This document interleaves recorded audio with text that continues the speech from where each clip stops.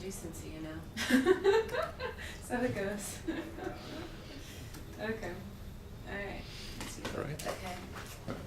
Ready to go, shall we? Yeah.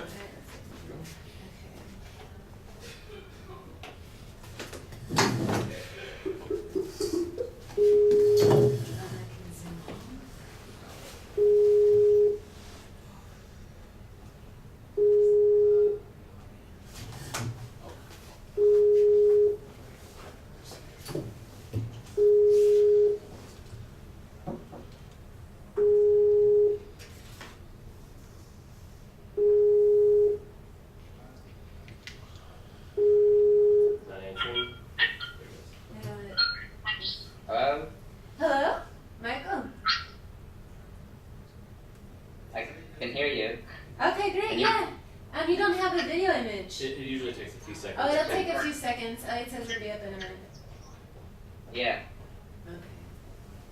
Let me know when I appear. Okay. I can't see you guys yet.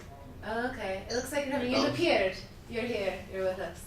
Okay. Hi. Hello. Hello. Can, Hello. can you see us now? Yeah. Okay, great. Excellent. We have Amanda and Chow with us today, and they're interested in the necrographies. And so allow me to introduce you to Dr. Michael O'Rourke, who's joining us all the way from Dublin today via the teleconferencing. Ooh, can you hear okay? There's some popping. Hang on, Elliot, is that you? Hey, Elliot, do I hear some noise when he talks? Oh, sorry, I'm gonna have a... When he talks? Yeah, there's I guess it's when I talk, there's screeching and popping. Yeah, I think that's just the feedback of us coming through his speakers Oh, out his microphone. okay. It happens every once in a while. If they don't have headphones, it's hard to control. I meant maybe Okay. close the door so they don't pick up any more Okay, or got it. heated or cracked. But Okay, leave the door cracked. Okay, thanks. Okay. Sorry. Alright, but you can hear us okay. I guess we need to hear you is most important. Alright, okay. So thank you for joining us today. And to introduce Michael O'Rourke, he has a fascinating and prolific set of scholarship. And so most of his work is dealing on the intersections of queer theory, continental philosophy, and popular culture. He recently co-founded the art theory collective called Dust, which is the Dublin Unit Perspective of Thought. He's also visiting lecture at the Institute of Social Science and Humanities at the University of Skopje in Macedonia. And some of his recent topics include, it's an exciting array of topics, as you might have noticed from the title, queer masculinities, 1550 to 1800, citing same-sex desire in the early modern world, Butler Now, Drones and War, Derrida on the Aquatic, Speculations of the Other Woman, New Realisms in Feminist Philosophy, and Pink Punk Pussy, among many and many others. He's the co-editor of Love, Sex, Intimacy, and Friendship Between Men, which came out by Palgrave in 2003. Also, the book I just mentioned, Queer Masculinities, came out by Palgrave in 2006. The Ashgate Research Companion to Queer Theory, which came out by Ashgate in 2009. And Speculative Medievalisms, a Discography, which came out by Punctum Books in 2013. He's also the editor of many forthcoming editions, one including Derrida on Queer Theory, one called Reading Eve Sedgwick, Gender, Sexuality, and Embodiment, and he's the author of several forthcoming projects, including Clearing Speculative Realism, and the co-author of The Pervert's Guide to Reading. And he's also has experience at a Lacanian institution, which is what we're drawing on with his psychoanalytic knowledge today. So please join me in welcoming Michael O'Rourke. Thank you. Okay. Thank you, Laura, for Yeah, sure. a very generous introduction and inviting me to speak to the Freudian Sips group. When I first got your message, I thought, oh, it's like they've missed out an L in Freudian slips. But then, Yeah. No, it's a deliberate slip. it performs its own sort of paraphrases. Thank you for coming along, and I'm not going to give a formal paper, which is good because there are just three of us. So what I've done is I've made some notes toward a forthcoming project, really, which I'm going to share with you today. Is there a light in your room, Michael? You're kind of fading. Is I that can turn possible? on. That would be great. Okay. How's that? Yeah. Is That's great. Yeah. We're recording Yeah, it for a much better. podcast that we're going to launch off our website, so the lighting helps. Okay. Thanks. Yeah. Okay. Yeah. Sorry, I tend to exist in darkness. So this talk or presentation called Necrographies is part of what will become, I hope, a larger project. And it's pretty recent work for me. So the first thing to say really is that it grows out of an interest in the last couple of months in drone warfare, because my twin brother is doing a master's on drones and how the ethics of warfare has changed with the prevalence of or emergence of drones on the scene of warfare. So I've just kind of been reading along with him, and it got me interested in thinking. Yeah, Amanda's actually working on necropolitics. She's interested in death and dying in video games. So I wonder how much overlap there will be. Yeah. There'll be some overlap. If you wanted to talk about it. So that'll be great. Amanda can help me shape. As I say, they're very new for me, so it's a conversation more than anything else. Another impetus behind the project is it's a little older for me. Is trying to think Judith Butler as a political theorist, which it's not self-evident either to queer theorists or to political theorists or political scientists that Butler is primarily a political theorist. One has to explain to political theorists why her work may be of relevance to them, and queer theorists tend to see her work as simply just positionable within gender and sexuality studies. So there's been a sort of neglect of her later work, her most recent work. So I'm focusing mostly on Frames of War, Parting Ways, which is her book on Israel and Palestine, and some recent essays which have or have not been published yet. And I'm thinking her primarily in terms of political theory. There's a wonderful book by Samuel Chambers and Terrell Carver called Troubling Politics, which is about Butler as a political theorist. So they lay out precisely why she should be thought of in these terms. But quite interesting from a psychoanalyst or psychoanalytic theorist point of view, they repeated several times throughout the book that there have been no good readings of Judith Butler, which is something that I partly agree with. And this is why I think one needs to reformulate our project in terms of what I've tried to do is situate her first as a religious theorist, and I've written a lot about that. But now I'm trying to think of her as a political theorist. Then the second thing, second impetus, and these are really just thumbnail sketches of how I came to do this, to start working on this project, is to think about Judith Butler in terms of architecture. Particularly our more recent work about sensate politics or sensible politics. She's got a new book out, which is not really new. I don't know if you can see this, called Census of the Subject. Oh, yeah. And it's a bunch of essays from 1990 to 2012. So she's thinking more in terms of the senses now, all 5 senses. Arguably that goes all the way back through her work. But I'm interested in the way she's talking about alliance and assembly and the ways in which bodies act in concert, but also how they act alongside or with the infrastructural or the architectural. So she was in Dublin a couple of months ago, and we had a conversation, and I asked her about 2 moments in Frames of War, which I thought were interesting. The first is where she says that instruments or machines use us or instrumentalize us just as much as we use them, which is quite interesting from what man's doing in video games.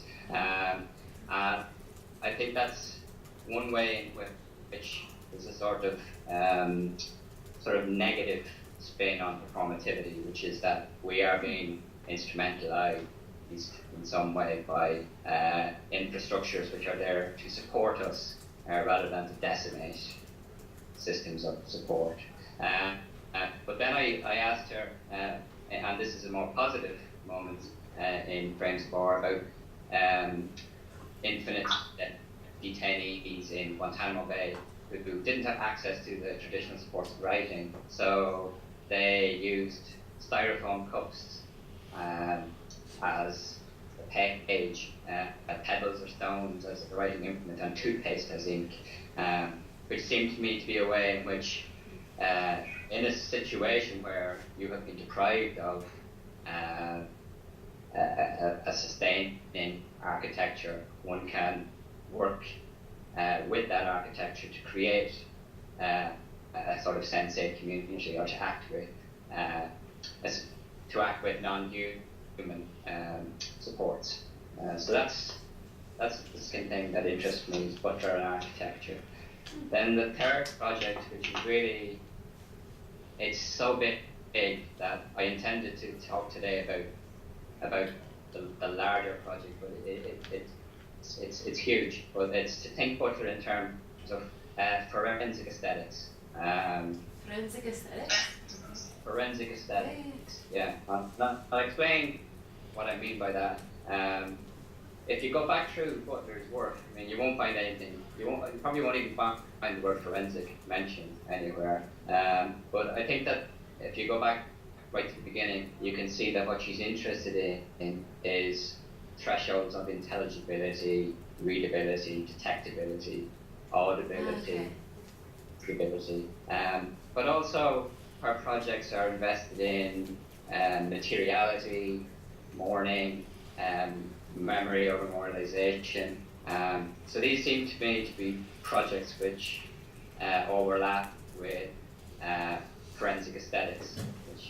Forensic aesthetics is part of, it's a group at the University of Goldsmiths in London called Forensic Architecture. You can look up, and I've been reading this huge collection by them called Forensis. I don't know if you can see that. Can you see that? Yeah. It's a massive book, and what I would love to do is read Butler's Parting Ways, jumping between each chapter of that with each chapter of this. So that's the big project.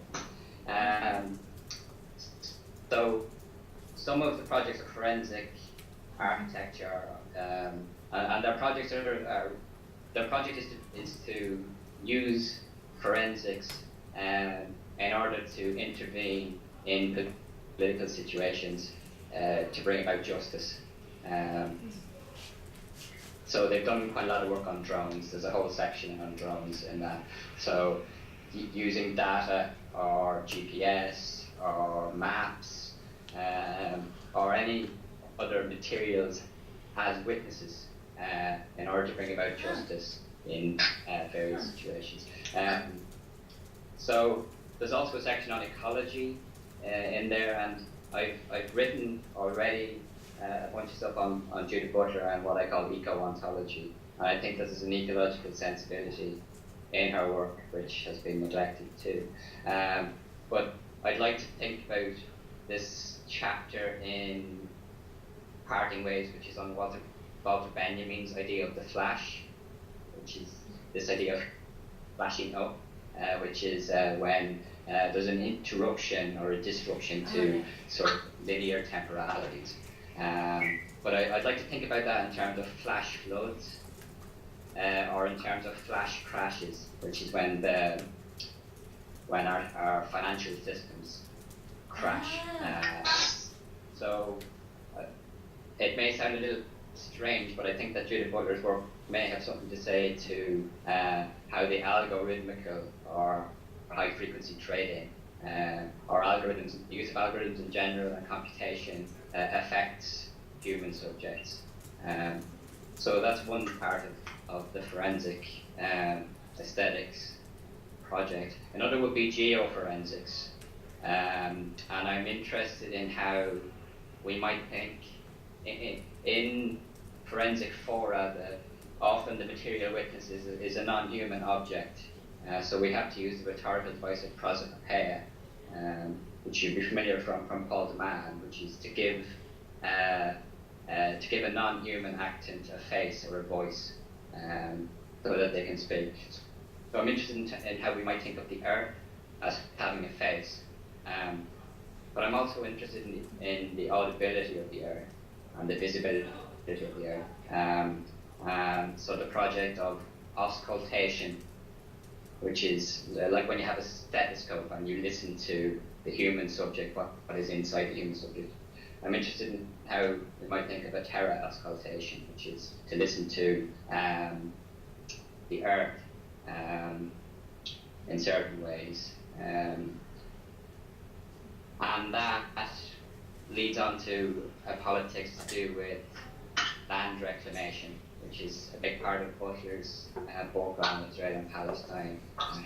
But in terms of land reclamation, we often think of the human subjects who are reclaiming their land.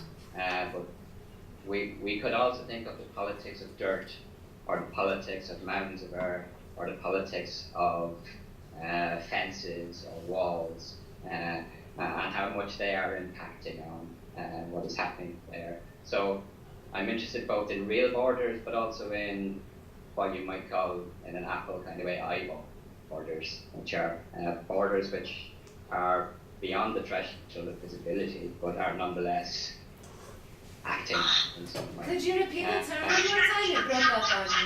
What borders? Sorry. Just the name you're using for the borders. Did you hear it? I didn't hear it. We did. Eye borders. Eye borders. Oh, okay, cool. Thanks. Yeah. It's just a little bit vague. Then Butler, of course, has written about 9/11 and the way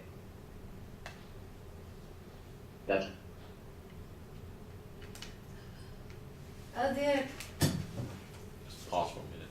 You're breaking up just a bit. We'll just wait for a second, maybe we'll come back. There's a problem with the connection between you two. Hold on. Wow. We're plugged in, I think we're not on the wireless, so it might be on his end.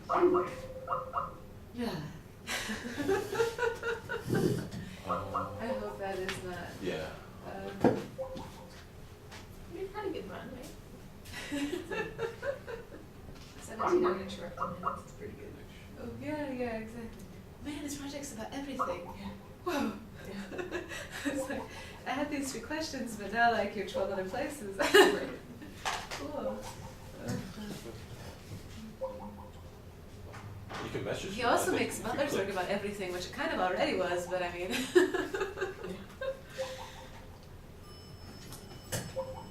Should I hang up? In my experience, Skype never actually makes it work again. Yeah, hang up. Yeah, you can message him, right? And then, just so that you guys don't play tag, tell him that we'll call you back right now. Yeah, that went through, didn't it? Yeah, we'll call.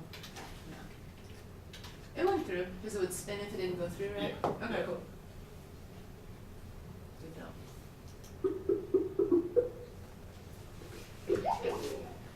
Huh? Ah, Oh, because he's trying to. Okay. he's sending us a He's video. sending me. Wait, what? No. I think he's to. It'll just take a minute. Okay. You can come back now. Okay, but I have to go. On a little step. Just I'll step out. I'll be back. Okay, okay.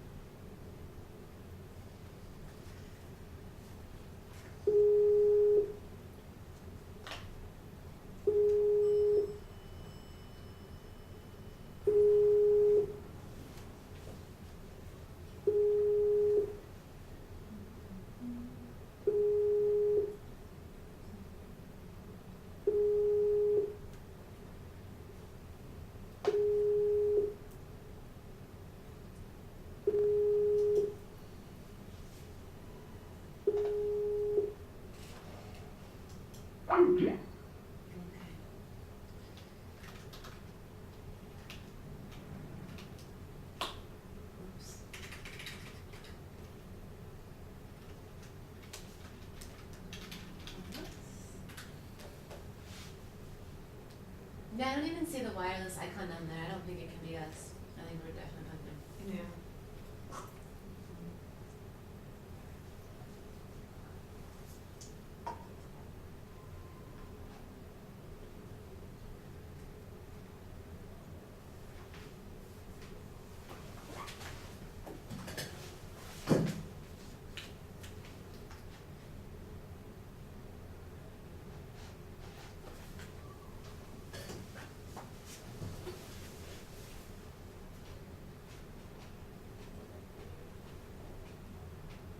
I gave a remote talk a couple weekends ago and it was, you just never know, like sometimes it's totally fine and other times it,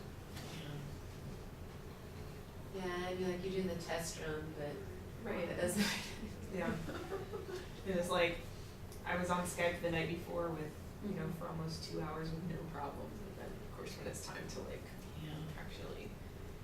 Yeah, I don't know. Did they change? Have you noticed any change in campus internet since spring break? It could just be me. Okay, my computer, like, it can't connect to anything but my phone now. It's insane. Oh, weird.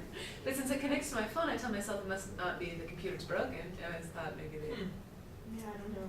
Who knows? Too many factors.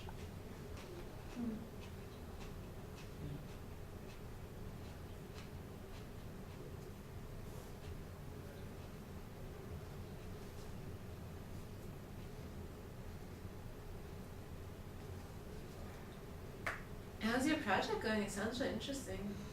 It's just starting, so it's.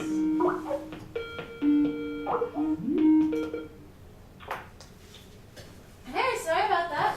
Are you there, Malcolm? Hey, Yeah. how are you? Yeah, I'm not sure what happened. The call just dropped. This Yeah. is when, this is what happens when machines instrumentalize. Okay, I can Okay. see you again. Okay, great. Excellent. Toss up to the restroom, but go right ahead. Okay. I'm not sure where I cut out, but I think the next thing I wanted to say was about the last part of the forensic aesthetic. Mm.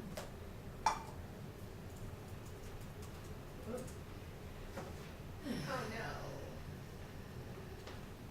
Ah. We don't tend to think of the sea as being something which is mappable or Okay. territorialized. So there's a great deal of work that's been done by forensic aestheticians in terms of thinking about how the sea is striated. And I think that there's work on migrants and refugees and exilic subjects might be interestingly put in conversation with that. So then that's the broad overall overarching project that I'm hoping to do. And the last part of it is, which I'll talk a little bit about today, is Butler's more recent thinking, most of it not published yet, around rethinking vulnerability and resistance. And this also bears on her overall project, which is to think through the relationship between performance and performativity. And it goes back to not just her earlier arguments about performativity and citationality and iterability and so on, but it goes back to early debates within queer theory. So you have Eve Sedgwick's understanding of performativity, which is less inspired by Derrida than Butler's. But what Sedgwick says is that speech acts deviate from their aims in certain ways, and this often produces consequences which are unintended, like Freudian slips, for instance. And they can oftentimes be felicitous